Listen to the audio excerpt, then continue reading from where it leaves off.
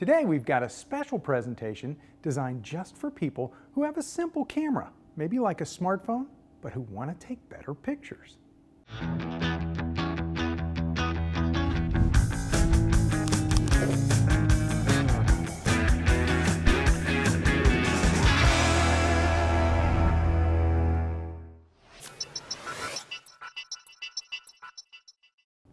Hi, I'm Larry Becker. This time we're going to tackle the basics of taking better pictures with one of the simplest cameras on the market and one that millions and millions of people have, a smartphone. And it doesn't matter which brand, which operating system, or which model you're using. If you're already beyond the basics yourself, consider sending the link to this video on to a friend or a family member who always asks you how to take better pictures with their smartphone. This video is loaded with photography techniques and quick tips that anybody with the simplest camera, even cell phone cameras, can use to take better pictures. We'll start off with the basics of good photography, broken into three major topic areas: light, composition, and technique. After that, I'll give you a handful of quick and easy tips to make your photos even better. The first major consideration is light. Your camera needs it to capture an image. There might be enough light naturally, or your environment might be so dim that your camera needs to fire its flash. So let's talk about light that's already in your environment, either indoors or outside. Because of how sensitive most camera phones are, they can do a pretty good job of capturing pictures with normal indoor lighting, and they won't even need a flash. If things get a bit too dim, the flash might fire, but almost every time you do flash photography, it's going to make your pictures look like a bad snapshot with harsh, uneven lighting. Most of the time, I turn my flash off, and I just turn it on when I'm sure I want the flash to fire. I rarely leave the flash on auto. If you're taking pictures outside and you get to pick what time of day you're shooting, take advantage of what photographers call the golden hour. This is the first hour of daylight in the morning or the last hour of daylight before sunset. Light at those times of day is more diffused. You get soft, smooth light and shadows that make people look better. Shooting in midday with the sun behind a cloud is nice too, but you don't always get to schedule cloud cover. So, if you're forced to shoot in midday sun, there are a couple of things that you can do first. First, make sure your subject isn't facing into the sun. Now, the easiest way to do this is to hold your hand up like this and then turn until your palm is in the shade. Then get your subject to face that same way. That should get you a better image overall, but there's one problem that can crop up when the backlight is super bright. The subject might be too much in the shadows. Remember I told you I always control my flash manually and turn it on whenever I feel the need? Well, this is one of those times. When you're outside and the sun and sky are really bright, the camera is going to register so much light coming in that it would never automatically fire the flash. But if you turn the flash on manually and force it to fire, that's going to fill your backlit subject. Photographers call this fill flash. Better yet, try to get your subject to move to the shade and minimize that hard, direct sunlight. This way you won't have to worry about the direction they're facing and your need for fill flash. It might just go away. Now, let's talk about composition. This is the second major consideration for better pictures. Having your subject in the dead center is usually a boring approach to composition, so photographers and artists will often compose images using something called the rule of thirds. Essentially, if you break up your frame into 3 columns across and 3 rows down like this, putting the important subject at one of the intersections makes a more pleasing composition. Some camera apps can even display a grid on screen. And horizon lines should usually be along the top third or bottom third of your image area. Horizons in the middle of the frame just look boring. Another big problem lots of smartphone photographers have is that they may know about digital zoom. We'll talk about that later. But they don't know about their manual zoom. So they just point and shoot and settle for whatever they get. The way you activate manual zoom on any smartphone camera is to use your feet.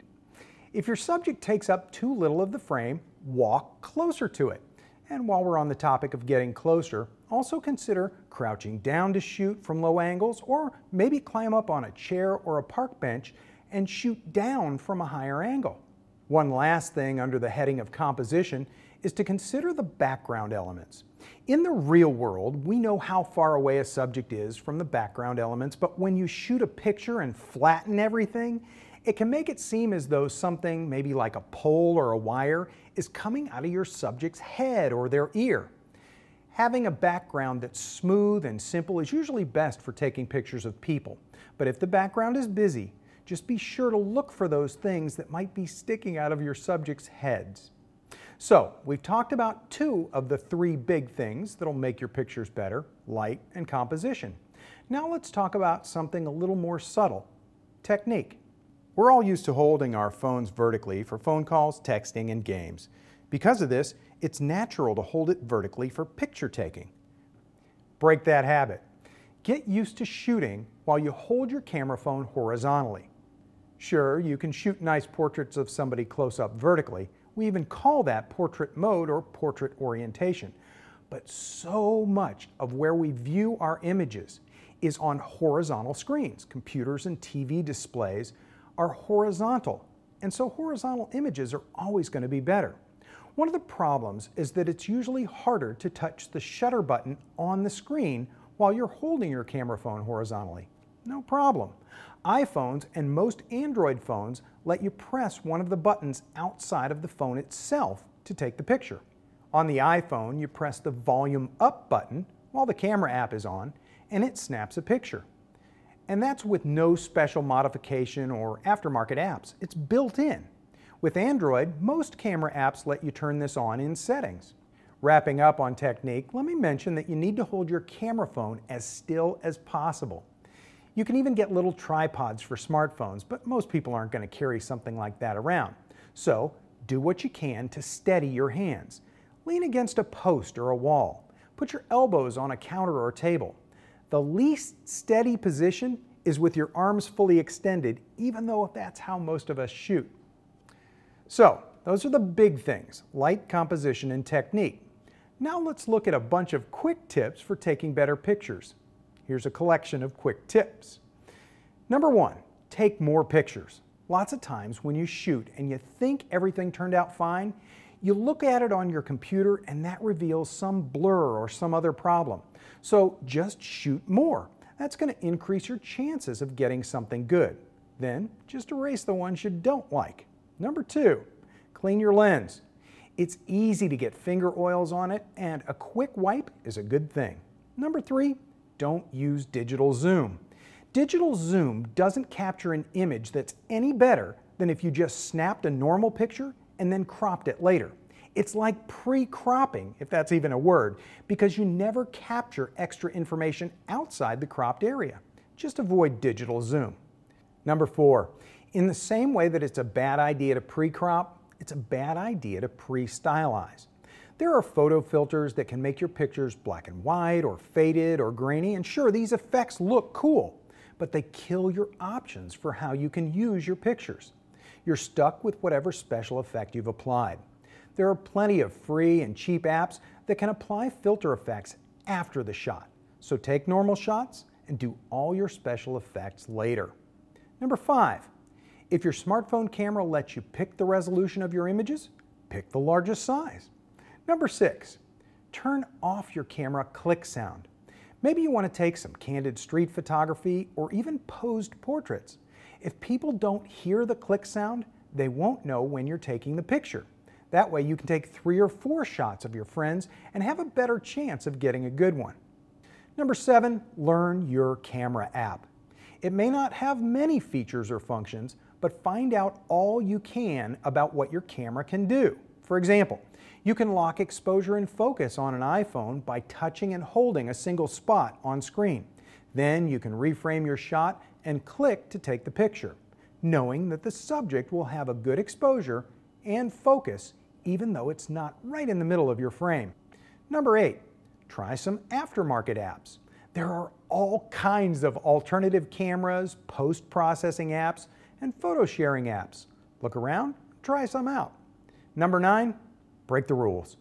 Whether it's the rule of thirds or a lighting rule that I talked about, you might just be able to capture something amazing by breaking one or more of the rules. Hold your camera at an angle. That's an interesting way to break some rules. So remember, light, composition, and technique. Shoot lots of pictures, and in no time, you'll stop taking snapshots and start capturing beautiful images that you're going to be proud to share. For B&H Photo and Kelby Training, I'm Larry Becker. Thanks for watching. Whether you're a hobbyist or a professional, B&H has the answers to your questions. Experience a world of technology at our New York City Superstore. Connect with us online or give us a call. Our staff of experts is happy to help. Scott Kelby here, and welcome to this quick tour of our online training. We have hundreds of online classes for you, covering everything from lighting to landscape photography. From portrait photography to sports, we have classes on wedding, automotive photography, shooting, food, fashion, travel, you name it. The most incredible part of this is the price. You get all of this for just $199 a year, or you can pay monthly for just $24.95. 24-hour a day, 7-day a week access from anywhere in the world. I invite you to join with us today and start learning right now.